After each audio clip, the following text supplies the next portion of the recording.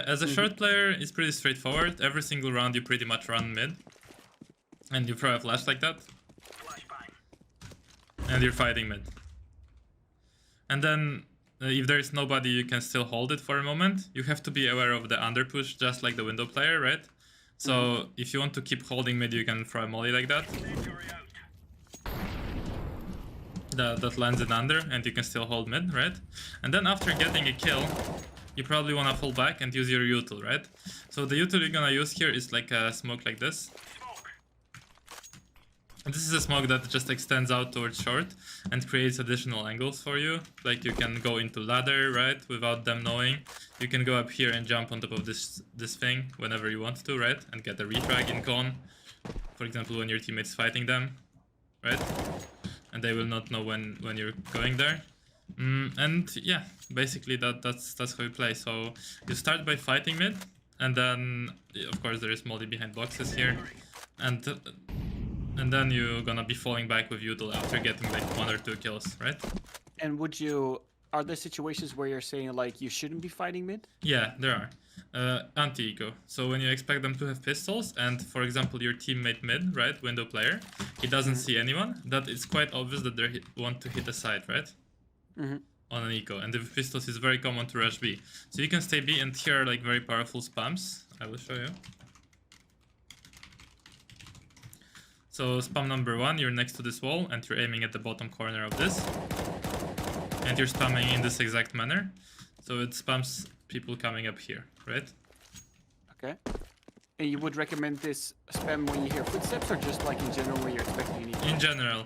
The thing is, your B player should generally be throwing a molly like that. So it lands deep every single round in the beginning. So people with Glocks then, they would be like standing here and waiting for the molly. And that's why the spam. And one more question, like when the B player throws that molly, the T's can't be fast enough to rush past that? Like they can. Yeah, they can, but they have to run with their knives, and they'll have to take some molly damage. Okay. So that's why the B player, after throwing this, should jump spot like 2 times and tell you that nothing's there. Well, the second spam is here. And that's how I would spam it. It's a bit further. So if they're standing like in a line, you know, waiting for the molly, then, or even if they're not waiting for the molly and just waiting here in general, you know, doesn't have to be molly for them to wait here, you know. Maybe they're just crossing and you're gonna hit them. But with the molly, it works extra well. Okay. Yeah, that's how you play short versus eco. And for example, you're expecting them to full buy, they have an op, they have everything, and your window player gets smoked. Do you still try to fight short, or are you holding more passive? I would still fight it. Oh, I fucked it up. I would still fight it, but yeah, after oh, what the hell I did? What is this? Wait, I forgot how to oh, this is how you flash, sorry. If I would fight here, and then if I see them coming out, for example, I would fall back probably, right? So, as I said, if they overwhelm you, if they, for example, blind you and you feel unsafe to pick that angle again because your window player is smoked, then you fall back and use util. Or you can even play a passive angle. This is a very strong angle for a short player, because the guy from under is gonna be jumping up like that. Yeah.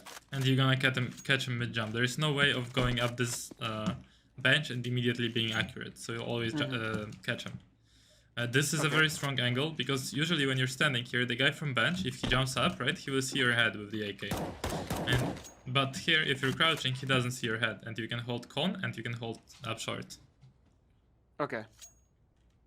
Also, being in ladder is very good versus like as a short player, because you can peek towards under, and you can even like jump on top of this, right? If your window player breaks it, and you can pick mid, and then you can fall back, and you're very mobile, right? And you would just try to keep these positions random, or do you also decide these positions based on the enemies, what they're doing? Which ones? So you told me like 3 different angles, like the angle to headshot on bench, then the angle where he can't see you, and then the angle that you just showed. No, I would base them off. So for example, if your con player, right, like has mid, and he just smokes, he smokes himself, right, and he holds your short like that, right, and you see him in the con, you can hold this because you know that no one is gonna walk up on you like this, right? Exactly. So you can afford to hold this for him. Yeah. But for example, if it's a 5v3, right?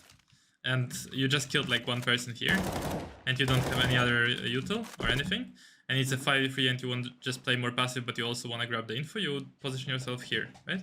Okay. Or here, because you have the advantage, you don't need to peek them. Mm-hmm. And ladder, I would play any round, honestly, but not on anti-eco.